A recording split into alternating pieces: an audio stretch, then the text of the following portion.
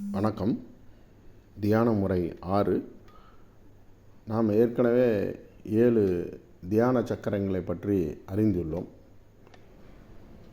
இந்த ஒவ்வொரு தியான சக்கரத்திலையும் மனதை எப்படி நிலைநிறுத்தி மேல் நோக்கி செல்வது என்பதை பற்றி இப்போ நம்ம அறிந்து கொள்ளலாம். இப்போ குறிப்பாக மூலாதார சக்கரத்துன்னு வச்சுக்கணேன். அந்த மூலாதார சக்கரத்தில் ஒரு சிறிய மண்விளக்கு தீபத்துடன் ஒளிரும் நிலையில் உங்கள் மனதை நிலைநிறுத்த வேண்டும். அதன் பிறகு சுவாதிஷ்டன சக்கரம், அதில் ஒரு மண்விளக்கு எரிகிற மாதிரி மனதை வச்சுக்கோங்க. இந்த மாதிரி அடுத்தடுத்து மணிப்பூர சக்கரம், அனகாத சக்கரம், விசுத்தி சக்கரம், ஆக்னா சக்கரம், சகசிராரம் சக்கரம், இந்த 7 சக்கரத்திலையும் அடுத்தடுத்து அந்த மண்விளக்கு தீபத்துடன் ஒளிர்ற மாதிரி உங்கள் மனதை நிறுத்தி நீங்கள் கொண்டு வரணும்.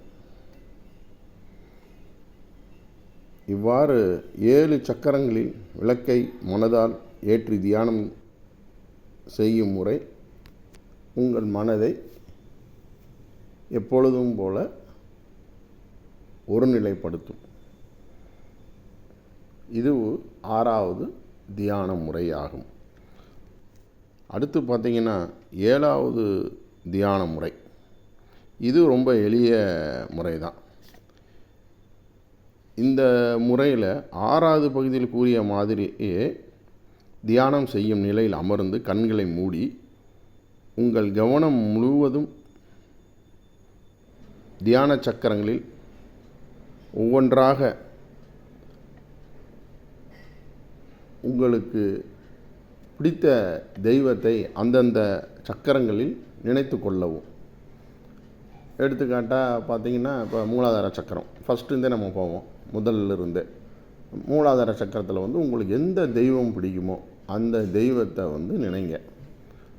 அதே மாதிரி அடுத்து சுவாதிஷ்டன சக்கரம், அடுத்து மணிப்பூர சக்கரம், அதுக்கடுத்து அனகாத சக்கரம், அதுக்கடுத்து விசுத்தி சக்கரம். அப்போ இந்த மாதிரி ஒவ்வொரு சக்கரத்துலேயும் உங்களுக்கு எந்த தெய்வம், உங்களுக்கு இஷ்ட தெய்வம் எதுவுமே அவங்களோட முகத்தை நீங்கள் அல்லது அவங்களுடைய மொத்த உருவத்தை நீங்கள் நினைக்கலாம்.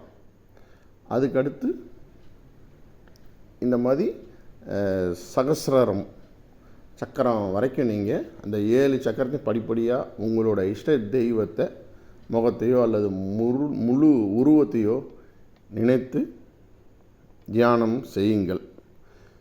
இது 7வது முறையாகும். நன்றி, வணக்கம்.